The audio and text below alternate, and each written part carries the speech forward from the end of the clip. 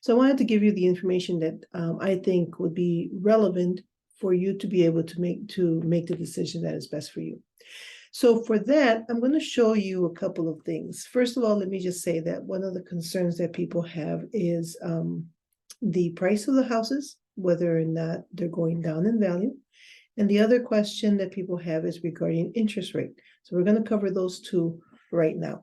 And so for that, I'm going to show you the first graph. And this one is talking about the home prices. So we have here, the years are on the bottom. It's from 1990 all the way till 2023. And what we're looking at here is the value or the prices that happened annually. So we start at 94, we go up to 222, and then we go down to 166. By the way, this is in the thousands, of course.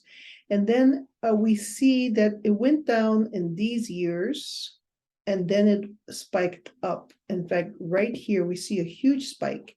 So if you bought your house somewhere around here, you have noticed, if you've been at all paying attention, you will notice that your house has gone significantly up in value.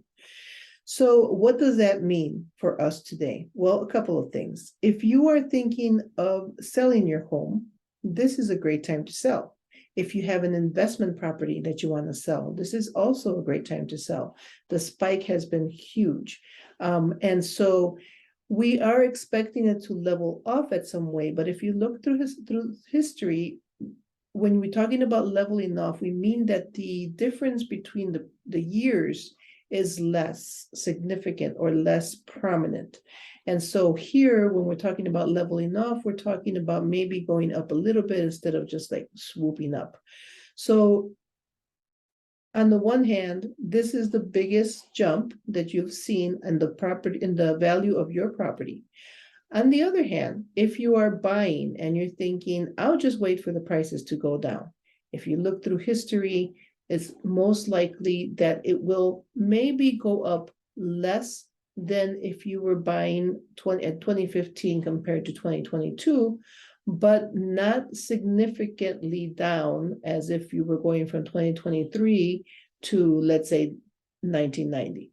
That's just not going to happen. So we want to make the best decision based on what we're seeing here in reality. In reality, this will probably level off, meaning that the spike will not, or the rising of prices will not be a huge spike, but they will not go down. They will go up. And if you're waiting for them to go down to be able to buy your house, that probably will not be the case. What you're doing really is delaying and ending up paying more for your property if you wait longer. Let me show you another chart that has to do with the other question people have, and that is the mortgage rate. So here is a chart that shows since 1972 all the way to the end of last year. And what we're seeing here is the rising and falling of interest rates.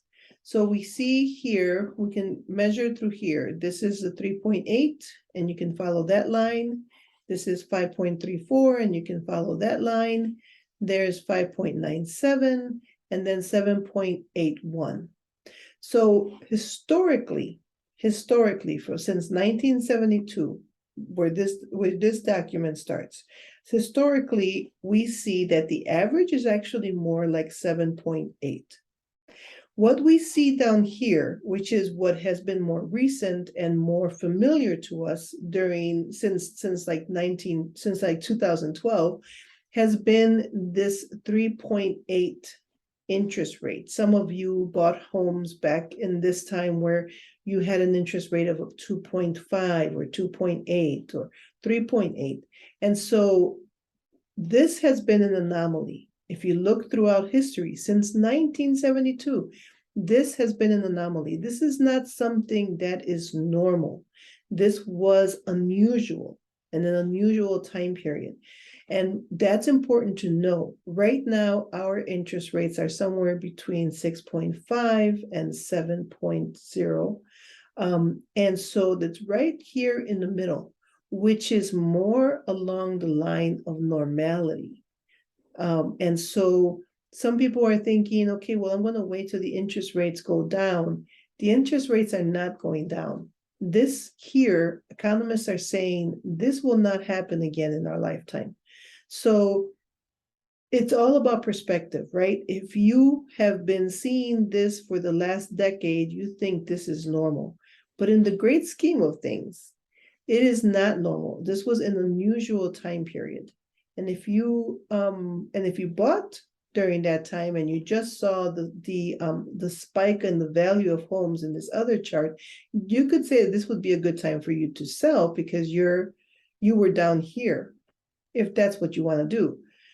But if you're thinking about buying and you're waiting for this is not going to happen.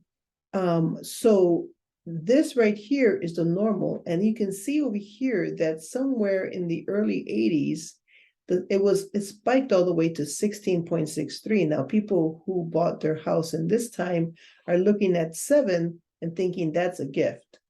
So it's all about the way you see things. It's all about your perspective based on your experience. There were plenty of years where they were over 7.81. 7.81 seems to be the average, somewhere between 5.97 and 7.81, I would say, is the average. And this right here was a very small time, a space and time in the great scheme of things where it was actually lower. So I just wanted to share that with you because I think that as you make your decisions and decide whether or not you want to sell your home or you want to buy a home, you need to have this information of what's really going on. I wanted to give you the big picture so that you can make the decision that's best for you. And that's what we're here for, to answer your questions and help you to make that decision. Because at the end of the day, you're the one that has to live with your decision. So you want to be informed. Hope that helps.